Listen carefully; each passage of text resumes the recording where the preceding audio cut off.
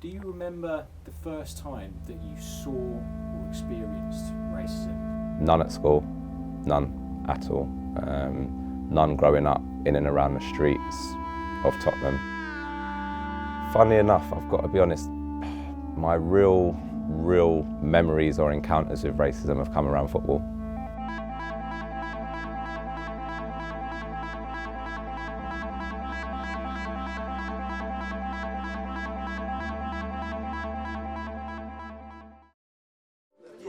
Chaps, could you come up to the front rather than sit right at the back? Hey, it's not a bus. It was a regular occurrence, you know, the levels that we were playing at, you witnessed that quite a lot. You knew that the colour of your skin meant something. Who's this? John Barnes. John Barnes. How do you know? You know, I've had the experience of a banana being thrown at us. I remember we were in Waltham Abbey, London. Yes. There's the image, John Barnes. I'm not sure about them shorts though, but anyway, he's flicking a banana off a football pitch. I remember this, one of our wingers, Lloyd, who was an exceptional player, cuts it back, you know, leaves the player almost sliding off the pitch, puts a cross in, we just miss, and then out of nowhere, this banana comes flying over and just lands on the pitch. We don't see images like that no more. So we have come a long way. And then this happened.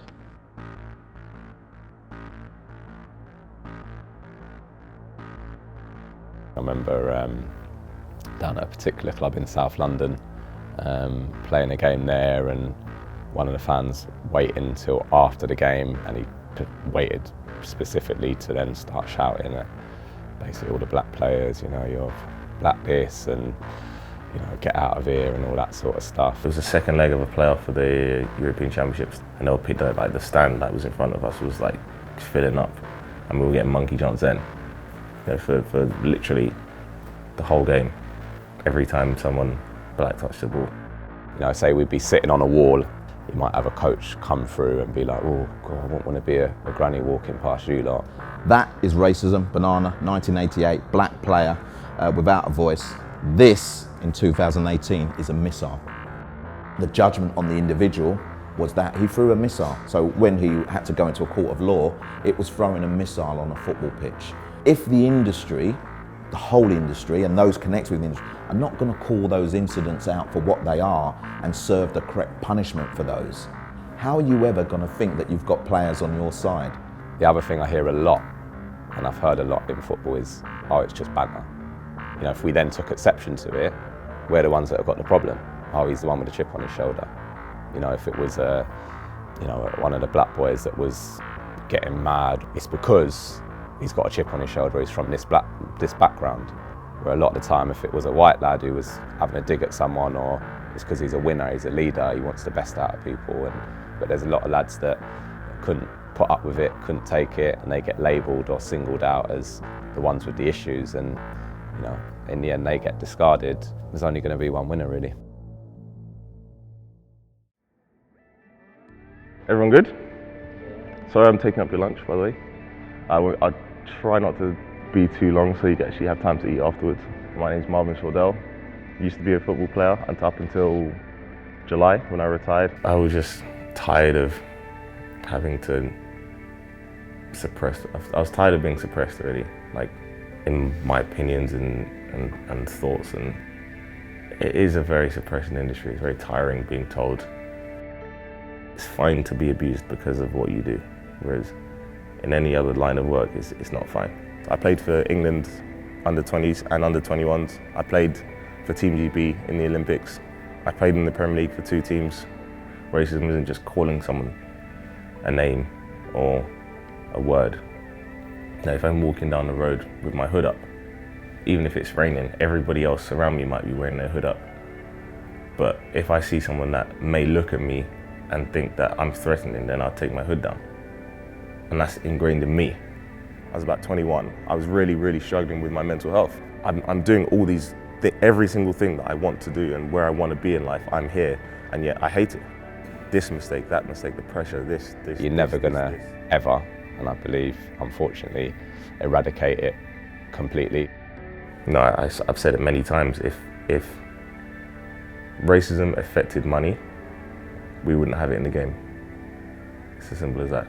That's one of the reasons why I'm a big advocate in players walking off the pitch. At the very top, that is.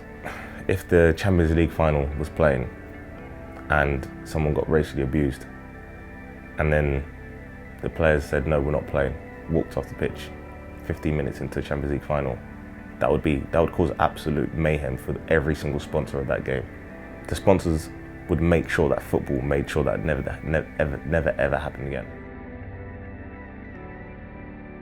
My greatest achievement is to actually have a career, and as long as I did, like by far, because the average length of a career is like 6 years or something, and most retire or are out the game by 21. And I retired because I wanted to at 28. Times when just after I retired, that people said, you sure you made the right decision?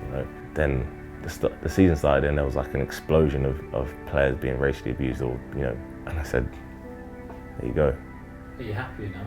Oh, massively, yeah.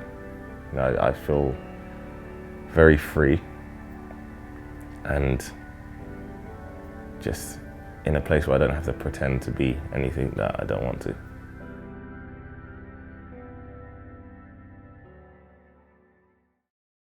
So this is a line of Chelsea supporters who are absolutely disgusted at Zuma's own goal right at the end that's cost them 2 points. I'll read it out. Zuma, you dumb N. We know what the N word is, don't we? Monkey emoji, baboon. This one, F you Zuma, you FN. Social media is social media. I now believe that there's nothing that we can do here about social. Football cannot influence what the social media companies do. It's not policed at all. People feel safe. They feel like they can say whatever they want and there's not going to be any consequence to what they're saying, You can block the person, they'll just make a new account. It doesn't affect the pockets of the social media platforms. Rashford, you chimney sweeping N with a cotton picking family history. I'm saying it's probably up there with the worst feeling, I suppose. It's like a burning feeling inside where your first reaction is like, whatever the situation, I want to knock this person out or I want to do something physically. And unfortunately, people like me or people that look like me have come from, or our ancestors have come from somewhere else, so don't belong here. That's the kind of feeling that a lot of people will tell you that they're getting and they feel. Football allows it because it gives a safety net. I mean, what is the punishment in everyday life? It has to reflect society. I think a large part of not just racism, but a lot of discrimination is ignorance and lack of education. I don't remember ever doing a piece on slavery, for example, ever. That's something that we should be taught, something that we should know, and again, we're talking at government level here, You have an opportunity to be a part of a generation now that actually doesn't accept the crap that past generations have had to, and I don't care what your background is. You have an opportunity now to be a group of players across the world that doesn't accept and becomes the biggest set of role models that anyone could wish to be. Only just recently, 2 Manchester City fans, one racially abusing Raheem Sterling in celebration of Raheem Sterling scoring a goal. 5-year banning order, 200 community hours. I'd love there to be education involved in that as well. That's the kind of stuff that's going to say people, they're taking things seriously. But we really value today because, like I said, I think the first and most important thing was that you didn't just pie it off. And that for me is brilliant. Late afternoon, Thursday, better things to do. Here you are, talking about a topic that actually is dominating football at the moment. And that's why it's important that you have an opinion and view on it. Make that zero tolerance, make that the start point. And if we have to go bigger, we go bigger. But really show the industry and show fans that, no, we're not accepting this anymore. Minimum 5, 200 community hours. And before you step back into a stadium, you will go through a process that lets you appreciate and understand the language that have come out of your mouth.